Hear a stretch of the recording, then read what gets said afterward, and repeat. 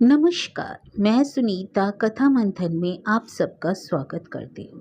कथा मंथन में आज सुनिए मायापुरी उपन्यास का तीसरा अध्याय, लेखिका शिवानी। इसके पहले के अध्याय आपको हमारी प्लेलिस्ट से मिल जाएंगे, लिंक आपको आई बटन में मिल जाएगा। शोभा ने अपने को मंजरी के बंधन से छुड़ाकर तार पड़ा। सतीश कल आ रहा है। सारे ग्रह में आनंद की लहर सी उमड़ पड़ी, पर शोभा उस रात सो नहीं पाई। सतीश के आने के साथ ही विवाह होगा, यह तो निश्चित था। फिर सविता आ जाएगी और सविता के भय से उसका रक्त जम गया। वह कहाँ रहेगी? उसका काकवत पर ग्रासापेक्षी जीवन भी शेष हो जाएगा। पता नहीं सविता को उसका रहना अच्छा लगे या नहीं। फिर वह कोई निकट आत्मीय भी तो नहीं है। सच, कितनी बड़ी भूल की उसने आकर। यह भी संभव है कि सतीश पिता के स्वभाव का हो, उदार, सरल, निष्कपट। ननिहाल के गांव की एक गंवार सी लड़की उसके यहाँ 2 बेला भोजन कर विद्या दान पाले तो क्या उसे आपत्ति होगी? फिर वह तो इतने समृद्ध ससुर का जमाता बनेगा। जहाँ मंजरी पड़ेगी वहाँ वह भी पढ़ लेगी, जहाँ वह लेटेगी वहीं वह भी पैरों के साथ हाथ पर सिमट कर पड़ी रहेगी। कितनी स्वार्थी है वह! इतने उल्लास के दिन भी वह अपने स्वार्थ का ध्यान नहीं भुला सकी। दूसरे दिन प्रातःकाल वह उठी, नित्य के अभ्यास अनुसार चाय बनाकर गोदावरी को देने गई। उसे लगा जैसे एक ही दिन में मौसी के मुंह पर एक नई चमक सी आ गई थी। चाय ले आई शोभा? आज तो यूनिवर्सिटी से छुट्टी ले ले बेटा। राम सिंह भी बीमार है और मंजरी से तो सिवाय उछलने कूदने के कुछ नहीं होने का। चावल भिगोकर रखे हैं, पीस कर सब दहेलियों पर ऐपन दे दे। आज कितने दिनों से दहेलियाँ सुनी पड़ी हैं। मेरी साहस कहा करती थी, लिपा पुता घर और पहनी ओढ़ी नार देख के ही लक्ष्मी वास करती है। पर मैं तो पंगु हो गई हूँ। एक लंबी सांस खींचकर वह तकिए के सहारे उठी और चाय का ग्लास लेकर बोली, जा बेटी, देर मत कर, नहा धोकर निपट ले।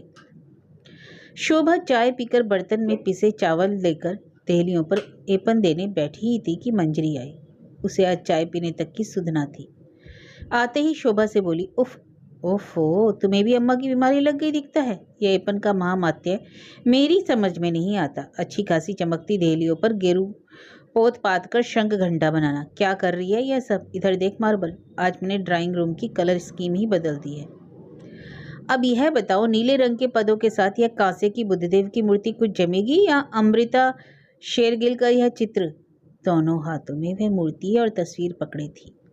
संग में नीला पर्दा कंधा पर डाल लाई थी।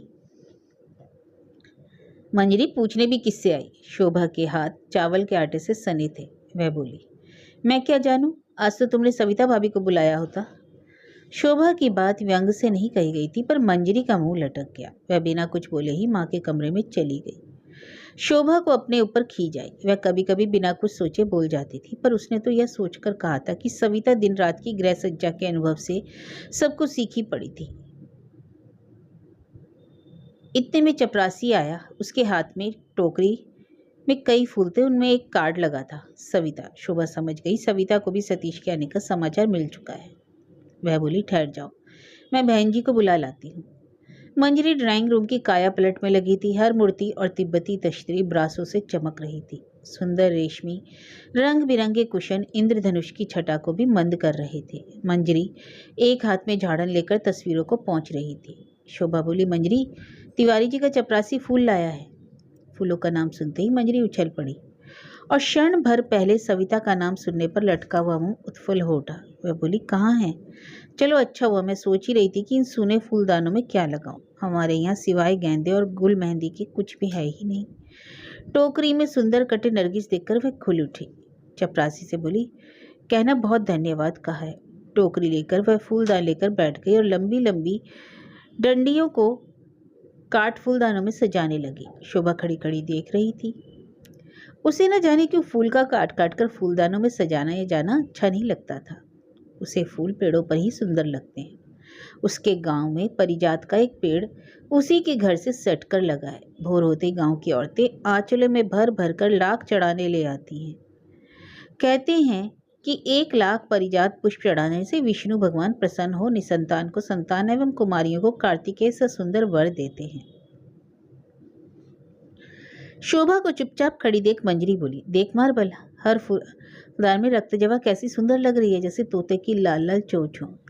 मंजरी ने कमरा ठीक कर एक संतोष की सांस ली और अपनी कार्य निपुणता को स्वयं ही मुग्ध दृष्टि से देर तक देखती रही। वास्तव में कमरा सुंदर लग रहा था। मेज पर रखे कांच के चौकोर पात्र में सीप घोंघों के बीच तैरती रंगीन सुनहरी मछलियों पर नए नीले पर्दों से छनकर आती सूर्य की किरणें पड़कर सुनहरा जाल बुन रही थी। बुद्धदेव की कांसे की चमचमाती मूर्ति के पास एक पीतल का सुंदर ड्रैगन रखा था। पिता के साथ चीन यात्रा से लौटने पर सविता मंजरी के लिए ड्रैगन लाई थी, जिस पर मीना की हरी काली लाल रेखाएं खींची थी। गोल मेज पर रखे चुनार के लंबे इजिप्शियन आकार के फूलदान में तिवारी जी के बगीचे के फूल सजे थे। भैया कमरा देखकर प्रसन्न हो जाएंगे, सोचती हुई वह दरवाजा बंद करने ही जा रही थी कि अविनाश आ गया। ओह, आज तो हैंडलूम की नुमाइश ही लगा दी मंजरी, एक कागज में ग्रेट सेल लिखकर भी टांग दिया होता। मंजरी प्रसन्न होकर बोली, अविनाश भैया, मैं अभी सोच ही रही थी कि आपको फ़ोन करूं। भैया आज 7 बजे आ रहे हैं। तुम्हारे भैया आ जाने का समाचार लखनऊ के पेड़ पत्तों को भी ज्ञात है मंजरी, मुझे कब का पता हो गया। आपसे किसने कहा? हाथ में डलिया भर फूल, वह भी स्केल से नाप जोख कर काटे, लाल रिबन से बंधे। राजभवन का चपरासी मिल गया, कुछ खटका हुआ। मैंने रोककर पूछा, भाई कहाँ लिए जा रहे हो? एक तो चपरासी, वह भी राजभवन का, बस समझो करेला। वह भी नीम चढ़ा, मुंह बिचकाकर ऐसे बोला जैसे बड़ा भारी एहसान कर रहा हो। आज तिवारी जी के होने वाले कुंवर जी आ रहे हैं, फूल लिए जा रहा हूँ। मुझे 1-2 बार तुम्हारे यहाँ वह देख चुका था, यही गनीमत हुई कि नहीं तो शायद उत्तर भी ना देता। मंजरी हंसकर बोली, अच्छा चलिए चाय तो पी लीजिए, ऊपर चलकर। स्टेशन तो चलिएगा ना? चलूंगा तो अवश्य, लेकिन आज तो अच्छी खासी भीड़ रहेगी वहाँ। मंजरी कुछ उत्तर न देकर माँ के कमरे तक पहुंचाकर चौके में चली गई। शोभा स्टोव जलाकर चाय का पन्नी रख रही थी।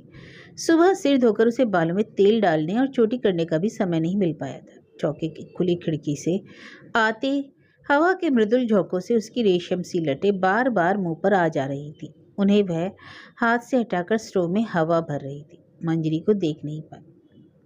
मार्बल, आज तो जरा चोटी करके अच्छे कपड़े पहन ले, स्टेशन पर बहुत से लोग आएंगे। अभी अभी जस्टिस सपू का चपरासी आया था। ठीक 6 बजे उनकी कार हमें स्टेशन ले जाने आएगी। और एक प्याला चाय बनाकर अविनाश भैया को जल्दी से दे दे और मैं बना लूँगी, तू झट से तैयार हो जा।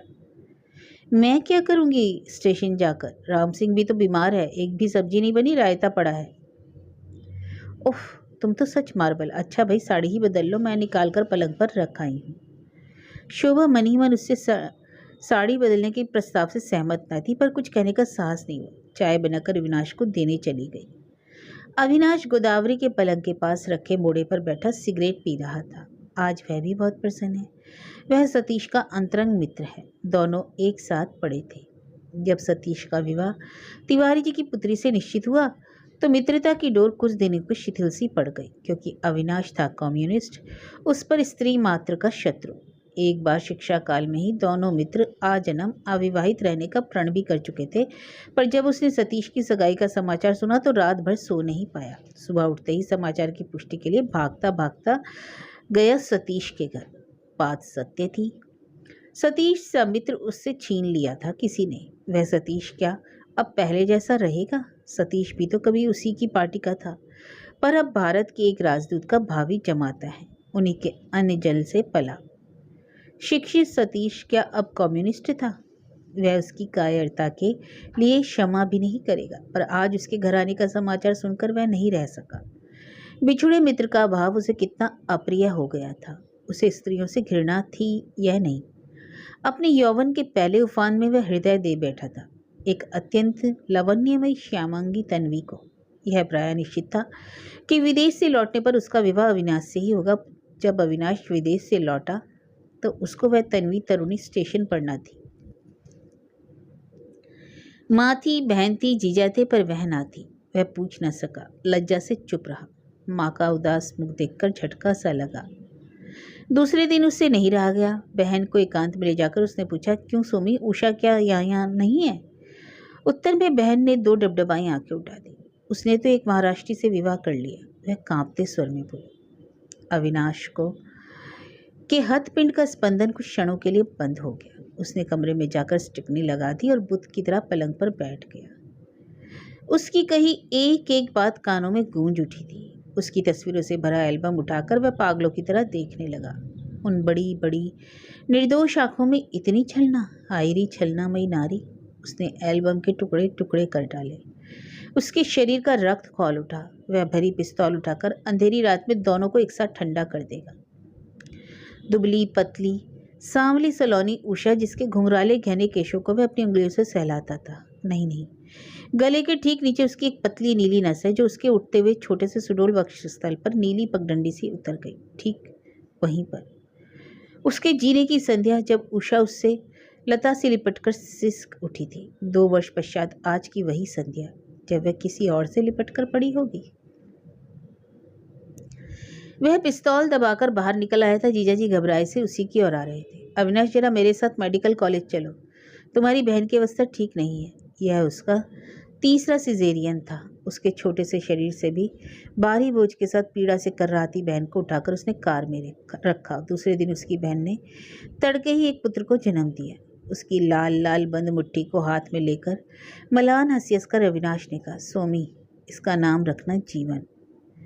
मन ही मन उसने सोचा, कितना उपयुक्त नाम रखा था उसने, जीवन, जिसने 3 जीवनों को नष्ट होने से बचा लिया था। तब से अविनाश ने कभी विवाह का प्रसंग ही नहीं उठने दिया। माँ रोई, बहन ने पैर पकड़े, इतनी सुंदर लड़कियां जड़ी पड़ी हुई हैं, उसमें क्या हीरे मानिक जड़े थे। अच्छा हुआ वह जहरीला पौधा घर में ना लगा।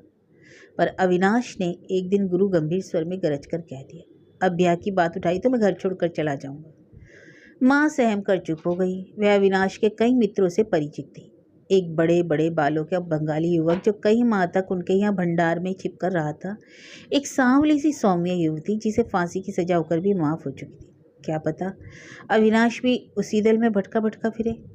आज भी अविनाश सतीश को लेने जाने का विचार छोड़ बैठा था, पर फिर मन नहीं माना। भीड़ से दूर खड़ा खड़ा वह देखेगा कि सतीश कितना बदल गया है। मंजरी ने पर्दा हटाकर बत्ती जला दी।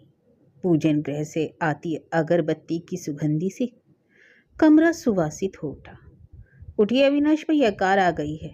शोभा तो यही है अम्मा, वह कह रही है कि मैं नहीं जाऊंगी, सब्जी भी बनानी है।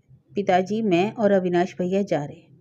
गोदावरी ने कहा, ठीक है, जा, देर मत करना, समय पर जाना ही ठीक है। सब चले गए तो कमरे में अकेली पड़ी गोदावरी ऊबने लगी। वहीं से शोभा को पुकार कर बोली, बेटी क्या सब्जी बन गई तो मुझे जरा पानी पिला दे। शोभा पानी का गिलास लेकर आई तो लज्जा से आंखें उठाकर गोदावरी की ओर देख न सकी। अभी उसके बाल भी खुले थे। जाते समय मंजरी उसे जिद करके अपनी धानी काश्मीरी सिल्क की साड़ी पहना गई थी। छी छी, मौसी समझेंगी उसी ने स्वयं निकाल कर पहनी है। गोदावरी ने पानी का गिलास थाम लिया और कुछ देर तक देखती रही। शोभा की इतनी मंजुल मूर्ति उसने आज ही देखी थी। बिना तेल के रूखे बाल पंखे की हवा में लहरा रहे थे। वह झट से पानी देकर चली गई। कमरे में उससे खड़ा नहीं हुआ जा रहा था। गोदावरी के क्षण भर पहले का उत्साह और स्फूर्ति ना जाने कहाँ चले गए। वह लंबी सांस खींचकर फिर अपनी विचारधारा में डूब गई। सतीश आता ही होगा, कितने लंबे बीते ये दिन। उसके जाने से इतनी विशाल अट्टालिका शमशान सी भयानक हो उठी थी। कितने दिन बाद गोल कमरा फिर हंसी और कह कहों से गूंज उठेगा। मंजरी, अविनाश, सतीश फिर अपने कमरे में बैठकर ताश खेलेंगे। माँ की छाती में सिर रखकर बच्चों की तरह सतीश अम्मा अम्मा करेगा। उसका कंठ भर आया। आज ईश्वर ने यह शुभ दिन दिखाया, पर उसके निर्जीव पैरों में शक्ति नहीं थी। वह सर्वदा के लिए उससे छिन गई। आज चौके में बैठकर वह अपने हाथ से पूड़ियाँ उतारती, गोल गोल पूड़ियों को सतीश के ना कहने पर भी थाली में डाल देती। उसके आंसू टपक पड़े। तकिए के छोर से उसने अपनी आंखें पोंछ ली। इतने शुभ दिवस में वह रो रही है। मंजरी का कंठ स्वर सुनकर चौंक कर कान लगाकर सुनने लगी। सतीश ही तो था, वही भरा भरा भारी आवाज, अम्मा मैं आ गया। कलेजा उछलकर मुंह पर आ गया। शोभा, वह वहीं से बोली, शंख बजा दे।